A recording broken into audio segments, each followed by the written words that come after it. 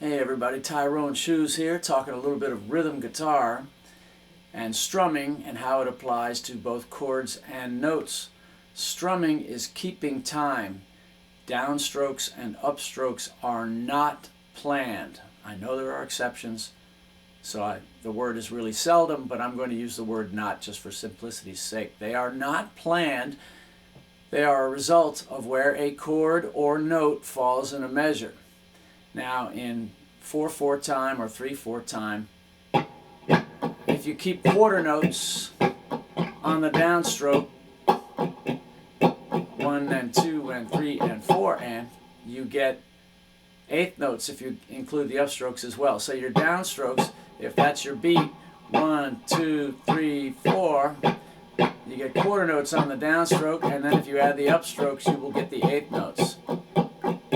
Now for slower things or for really fast things, if you use an eighth note strum, you are strumming twice as fast as the beat, and you can get 16th notes like a 1, 2, a 3, a 4, 1 and a 2 and a 3 and a 4 and. But either way, you're going to have this constant right hand motion, which is very much like a metronome, which allows you to keep time. And that means even if there's a long note or a silence, you keep the right hand going, and that way you'll be able to jump back in on time. For example, if you play the rhythm to Black Magic Woman, the basic form of the song, 1, 2, 3, 4, 1, got a black magic.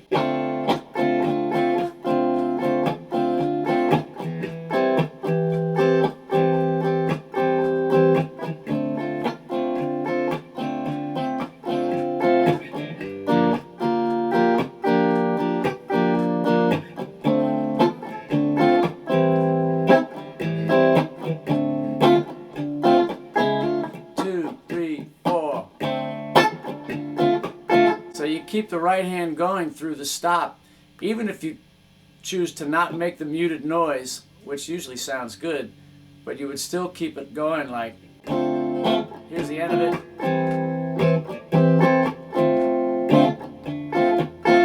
2, 3, 4. If you stop your hand, you have to guess at when the time is, right? So if I went, it's going to be hard.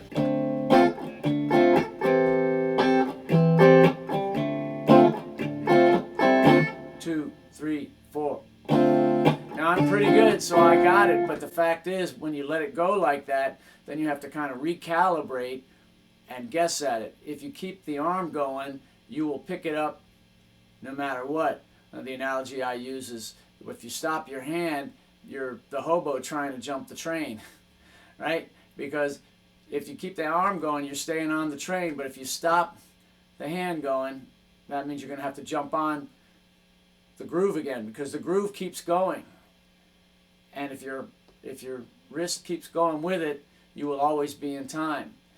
And that applies to single notes as well. You know, we could take something like this.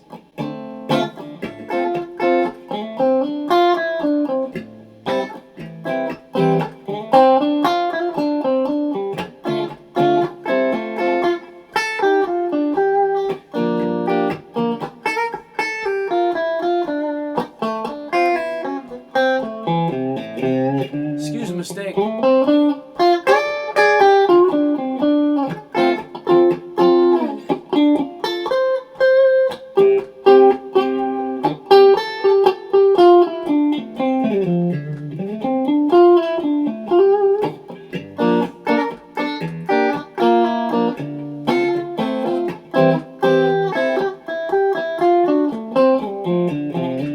And the cool thing is, if you go back and watch it and then turn the volume down, you're only going to see this the whole time.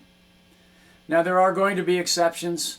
You know, if I decide to throw in a lick like that, a sweep type lick, that is an exception. But what you want to do is take the exceptions on a case-by-case basis. If you try to take every lick on a case-by-case basis, you're going to drive yourself and probably everybody else crazy.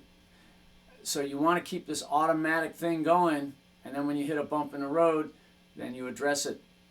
And, you know, depending on the style of music you play, there can be quite a few exceptions, but you have to have this automatic thing going so that the exceptions can be taken one at a time, as opposed to trying to suss out every little event that happens with your right hand. Here's a simple example with just chords, right? 1, 2, 1, 2, 3, 4.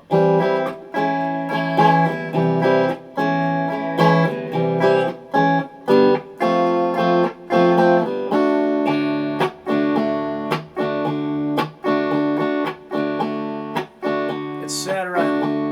Then when it gets to the chorus, I know I skipped a lot.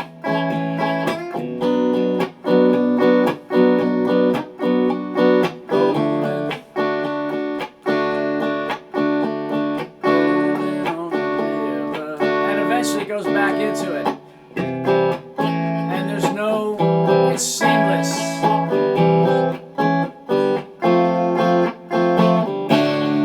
Now you can, you can ask, well, what is the strum order, the downs and the ups? Well, I believe I've reverse engineered it and I've written it down somewhere, but the fact is, I could tell you that it's down, up, up, right? Like down, up, up, down, with a miss in between. But it would be easier if you listen to the record and maybe slow it down. You can slow things down on YouTube by clicking the gear and the playback speed, set it to 3/4. Half is good, but it sounds weird.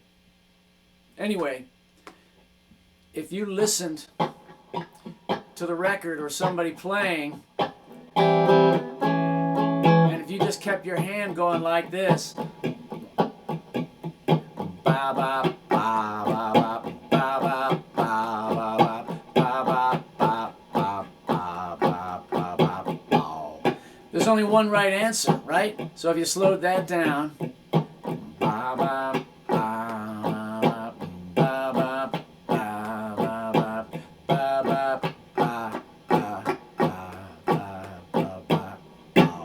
There's only one right answer if you keep your hand going. So instead of trying to do it stroke by stroke, well, he told me to go, it's down, up, up, down, up, up. That's really no way to really get the feel of it. So you want to kind of hit the ground running. I mean, if you strum dead strings to a record that you're learning, even this part, right?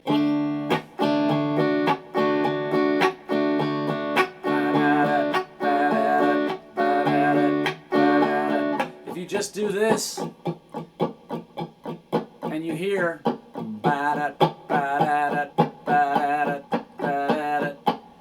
up, up, down, up. I'm just learning this basically right now because you do it automatically, and again, there's only one solution. So if you keep the constant motion, it's going to solve a lot of your problems. And again,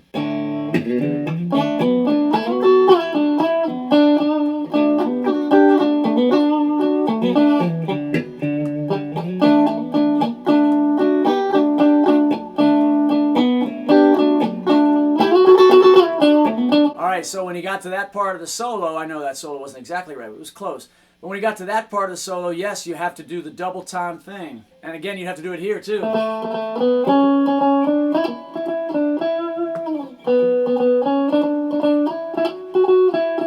So to get those two parts of the solo, yes, you're going to have to go right to get that ba da ba da da da da.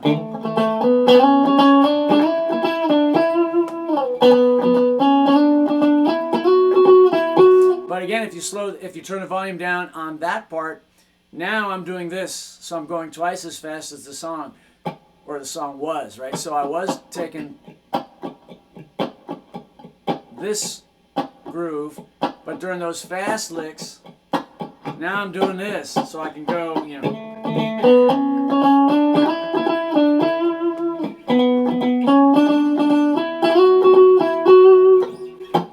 get back to the normal time, to get back to the chorus. So that is an example, and I put that in there on purpose so that you can see what one of the examples would look like. But still, both examples are grooves. You just have to go from normal time to double time.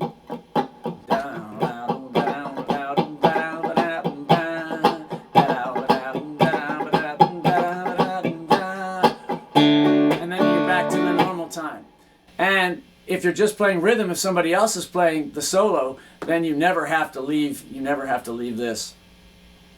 And you can do perfectly good solos without going double time and all that kind of stuff. That, this is the subjective part of it. But you want to keep a default strategy so that you're not taken by surprise, or at least very often. And it just simplifies your job as a guitar player and as a musician, because it allows you to create. If you don't think about what your right hand is doing, that allows you to choose things that you want to do with your left hand. And this is just going, and perhaps in another video I'll go over the things that you have to do. But left hand muting plays a huge role, because you want to just allow, like when I play that note, I've got most of the strings muted, so I can kind of go at it pretty hard, right?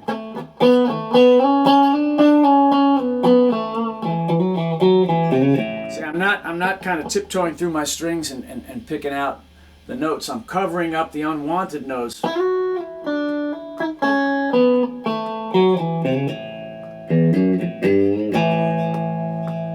So that will probably be in another video, but that's a kind of a hint at what you're going to have to do. A lot of left hand muting, and you want this right hand to be closer to a hammer than a more subtle tool. But that's how you can really instill a groove into your playing, and your listeners will appreciate it. I hope you enjoyed this. Please subscribe, and I'll see you in the next video.